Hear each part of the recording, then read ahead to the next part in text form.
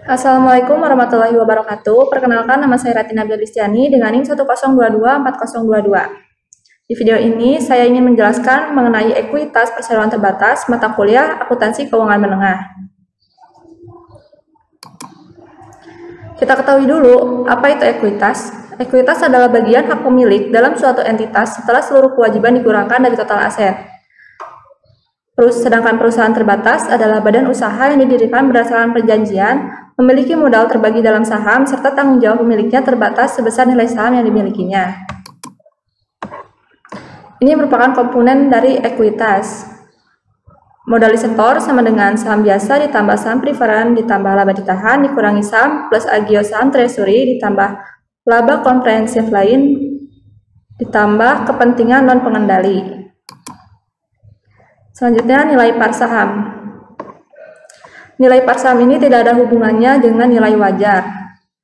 Lalu, penerbitan dalam saham dengan nilai par saham yang rendah membantu perusahaan menghindari kewajiban kontingensi ketika saham dijual di bawah nilai par. Nah, saham preferen atau saham biasa ini merefleksikan nilai par atas saham yang diterbitkan. Sedangkan agio saham ini merupakan nilai lebih atas nilai par yang dibayarkan oleh pemegang saham.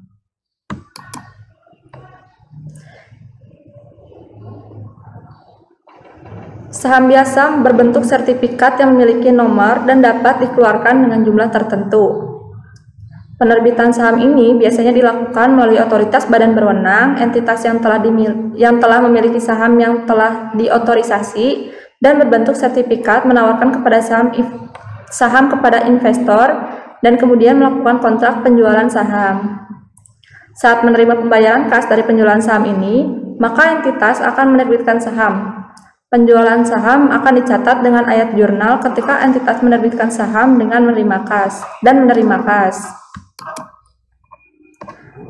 Nilai nominal saham. Saham yang memiliki nilai setiap lembar yang telah ditetapkan pada akte pendirian disebut dengan nilai nominal saham. Jadi, nilai nominal saham ini merupakan nilai dari setiap lembar yang telah ditetapkan di akte pendirian. Nilai nominal saham ini tidak menunjukkan nilai wajar saham, sehingga pada saat penerbitan saham, entitas dapat menerima kelebihan yang timbul dari selisih nilai nominal dan nilai wajar, atau tidak terdapat kelebihan karena nilai nominal sama dengan nilai wajar. Nilai wajar saham juga tidak sering lebih rendah dari nilai nominal atau selisih kurang karena entitas umumnya tidak menginginkan penerbitan saham dengan nilai di bawah nilai nominal. Ini merupakan contoh dari nilai nominal saham. PT Alfa menerbitkan saham biasa sebanyak 200.000 lembar dengan nilai nominal sebesar Rp1.000 per lembar. Nilai nominal saham sama dengan nilai wajarnya dan perusahaan menerima kas atas penerbitan saham. Dari sini, maka jurnalnya yaitu ada kas di debit sebesar 200 juta. 200 juta ini didapat dari 200.000 dikali dengan Rp1.000. Pada saham biasa di kredit sebesar 200 juta juga. Selanjutnya ada contoh dari nominal saham ketika ada penambahan. Penerbitan saham di mana nilai nominal berbeda dengan nilai wajarnya, misalkan saham biasa tambahan diterbitkan 100.000 lembar dengan nilai nominal 2.000. Investor bersedia membayar saham sebesar Rp2.500 setiap lembar atau pada nilai wajar saham. Maka jurnal yang akan dicatat yaitu ada kas di debit sebesar 250 juta. 250 juta ini itu didapat dari Rp2.500 dikali dengan saham biasa yang diterbitkan yaitu 100.000 lembar. Kemudian ada saham biasa di kredit sebesar 200 juta. 200 juta ini itu didapat dari Rp2.000 dikali dengan 100.000 lembar. Kemudian ada agio saham biasa. Agio saham biasa ini di kredit didapat dari selisih antara kas dengan saham biasa, yaitu 50 juta. Selanjutnya, saham tanpa nilai nominal.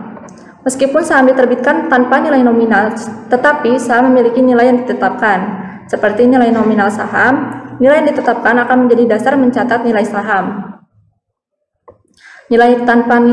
Saham tanpa nilai par harus dicatat sebesar nilai saat diterbitkan tanpa agio saham.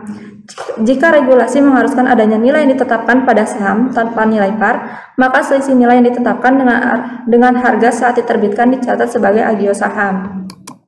Berikut ini merupakan contoh dari saham tanpa nilai nominal. PT Beta memiliki 2000 lembar saham biasa yang diotorisasi tanpa nilai par. Jika PT Beta menerbitkan kembali 500 saham dengan harga Rp1.000 per lembar saham, maka akan dicatat sebagai berikut. Ada kas 500.000. 500.000 ini dapat dari mana? Dari 500 saham dikali dengan 1.000 per lembar saham. Harga Rp1.000 per lembar sahamnya. Kemudian ada saham biasa dikredit. Lawannya apa? Saham biasa, yaitu dikredit 500.000. Nah, tetapi jika saham yang diterbitkan memiliki nilai yang ditetapkan sebesar Rp200, maka pencatatannya adalah sebagai berikut. Kasnya itu 500.000, saham biasanya 100.000 didapat dari Rp200 dikalikan dengan saham yang diterbitkan, yaitu 500 saham.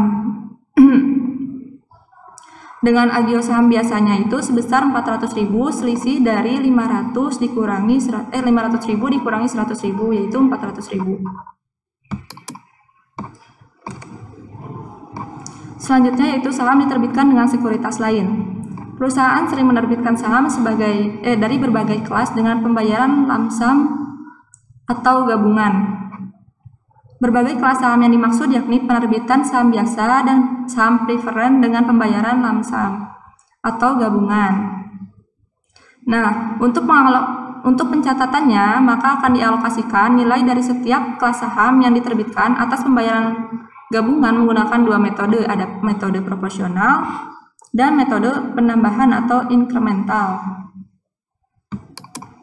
Di sini ada contoh menggunakan metode proporsional.